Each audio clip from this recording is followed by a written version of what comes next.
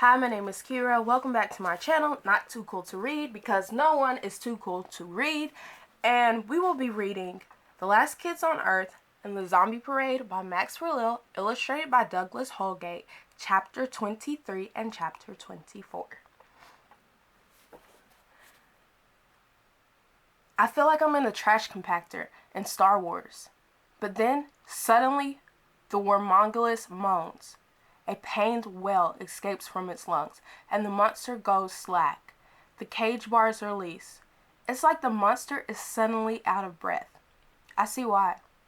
There's a long scar running along the side of its body. The cage scrapes and rubs against it. No, I'm mistaken.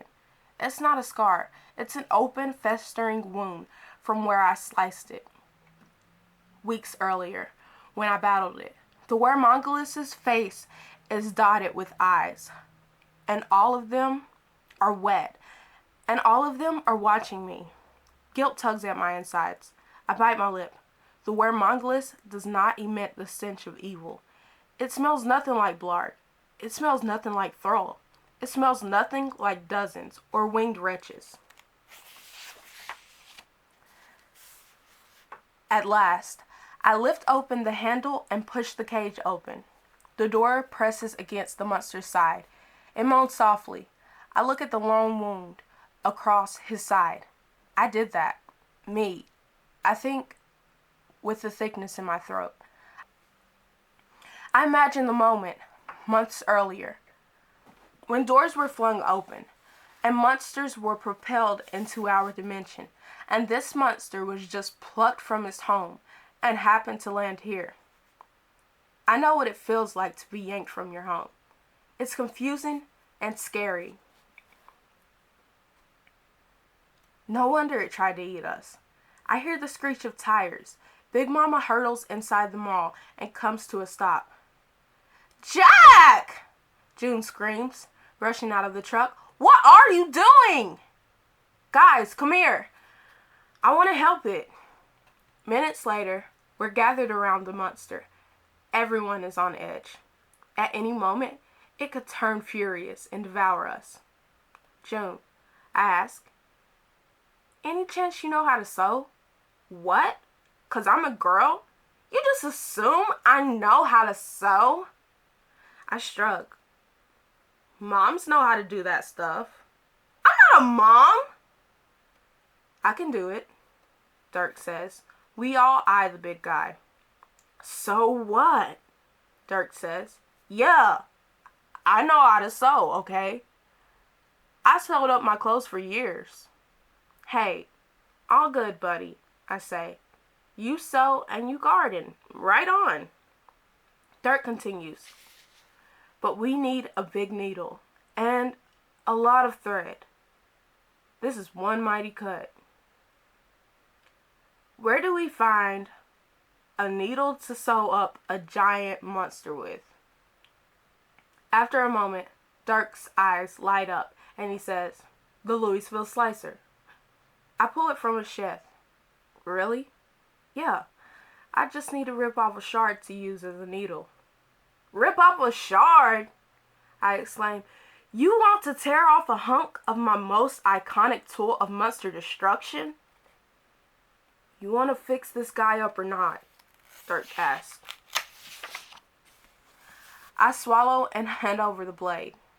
Yes, I do. I want to fix this guy up. June tosses Dirk some coiled up rope from the bed of Big Mama, and he goes to work. "Hang on, big guy. You'll feel better soon." "How did you know?" June finally asks me. "Huh? You left the cage. How did you know it would be safe? We thought your brain broke or something." I shrug. It smelled hurt, like it needed help." The Wermongulus trembles and shudders as Dirk inserts the makeshift needle into its skin, then runs it through the wound and out the other side. Dirk continues like this, sewing up the entire 10-foot-long gash. The worm whimpers. "This is good, worm guy," I say, running my hand over him.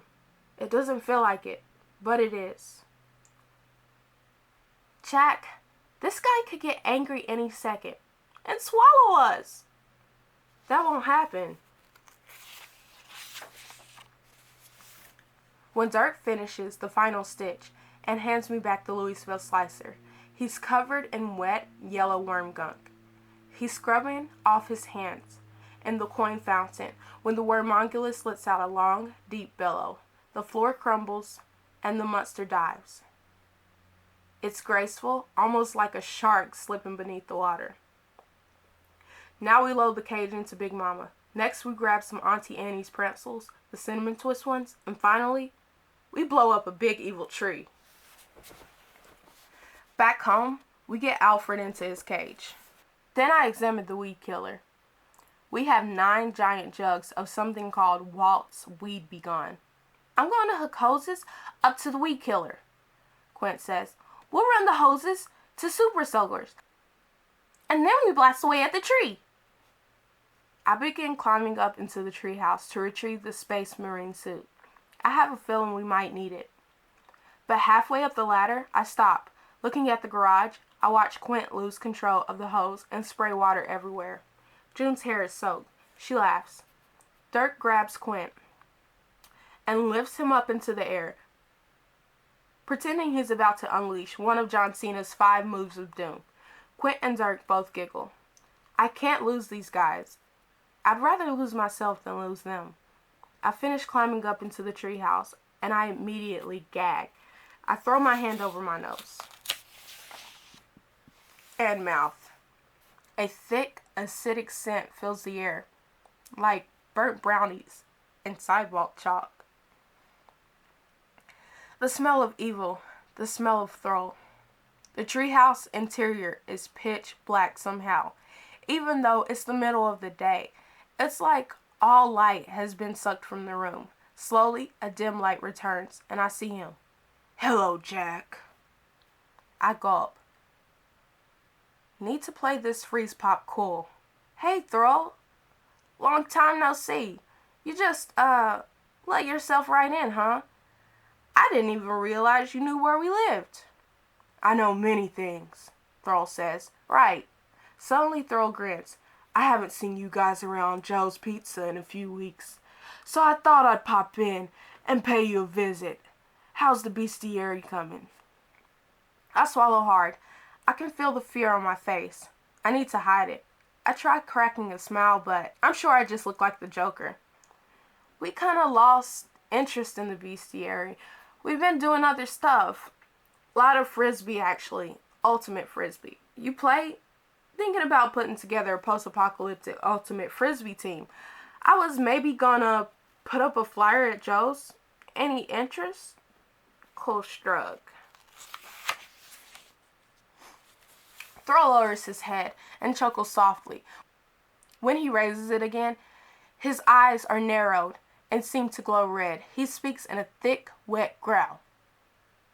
Jack, where is the key? I gulp. We were so careful. We hid. We covered our tracks. Maybe if I play dumb. The key? I ask. The bestiary! Thrall growls. Thrall, I say. I'm really not sure what you're talking about. Is everything okay? Thrall's beady eyes look me up and down. If he gets his hands on the bestiary, he only needs to bring it to the tree. And then he will perform the ceremony, and the bestiary will open the tree of entry, and we're done for. Razak will come, everything kaput. Don't lie to me, he says. I know you were at the tree of entry. Razak the Ancient saw you. He sees all. The book is gone, I say after a long moment. We destroyed it. Thrall laughs. It's a harsh sound, like footsteps on gravel. No human can destroy an enchanted bestiary. Your lies are foolish. You speak nonsense. Tell me where it is now. Okay, you're right, I say. I lied, but for real, For truth, we lost it. Actually, to be specific, I lost it. Throw says nothing. I'm like, super absent-minded. You should have seen my locker back in school. Before your evil overlord opened the portal door thing and the monsters came and destroyed the joint. But yeah, my locker was just papers and old sandwiches everywhere. So I just, lost the bestiary, misplaced it. I swear sometimes if my head wasn't attached to my shoulders. Throw rises. He fills the room. Lie to me again, boy, and your head will no longer be attached to your shoulders. I promise you this. I want to step back. I want to cower in the corner. I want to cry. But I don't do any of that. Instead, slowly I reach back and grip the handle of the Louisville slicer. A cruel smirk appears on Thrall's lips. Is this where you want your life to end, Jack? Before I can respond, June calls from the garage. Jack! Let's go! Your help is needed! Thrall grins. Call your friends up here. No! Call them. I clench my teeth so hard I half expect them to shatter in my mouth. I will not! Thrall stomps toward me. I back up, trip, and tumble into the corner. Call them! He growls again, and as his thick paws grab hold of me. Fine! I manage to choke out. My shoulders sag, my head lowers, and then... Quit! Run! Get everyone! Go! Thrall is here! Thrall scowls. You will pay for that. Pay dearly. With a sudden whip and crash, I'm thrown through the treehouse wall. Wood splinters and shatters. A second later, I crash land in a pile of leaves. That's probably what keeps me from, breaking every bone in my body. My knee slams into my nose and pain shoots up through my brain. First thing I think, I am super delighted we never raked the backyard. I spit out a leaf and get to my feet. I see Thrall leaping down from the treehouse, pain on his face, as he braces himself up with my hockey stick. But at least I was able to alert my friends. With any luck, they're blocks away now, running or not. Turn around, Thrall, and go.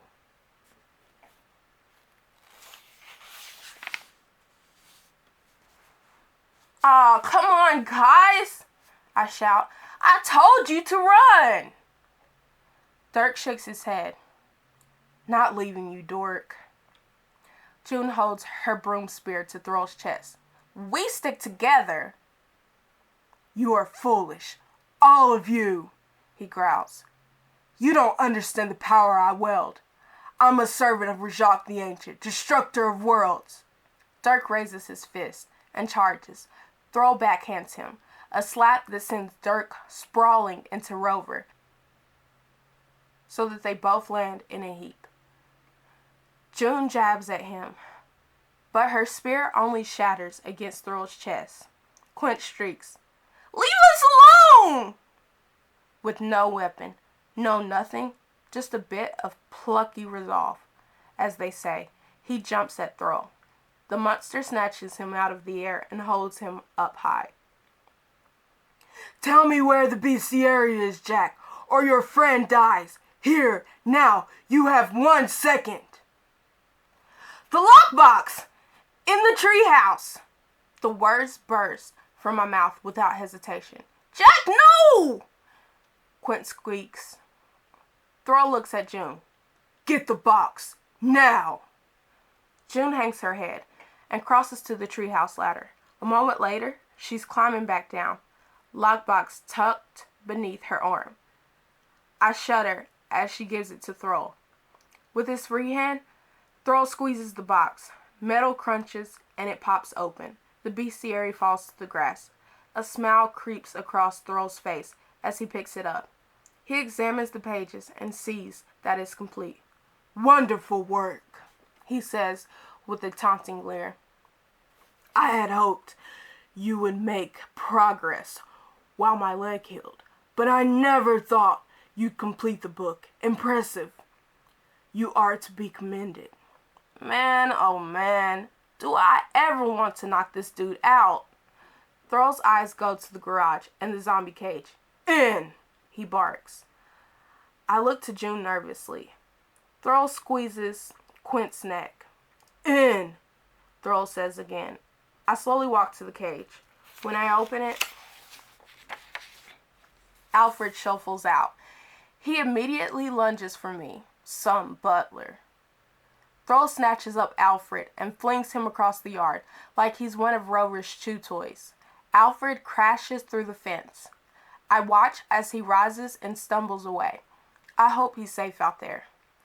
I know he's brain dead, but I'll miss the guy. I want you wide awake when your world ends, Thrall says to me. Not a zombie. Go. Forward. I step inside. Thrall nods to Dirk and June. They follow, slipping in until we're all packed together like sardines. Then Thrall closes and locks the door. Now put Quint down, I say. Thrall shakes his head. I think not. Too smart, this one.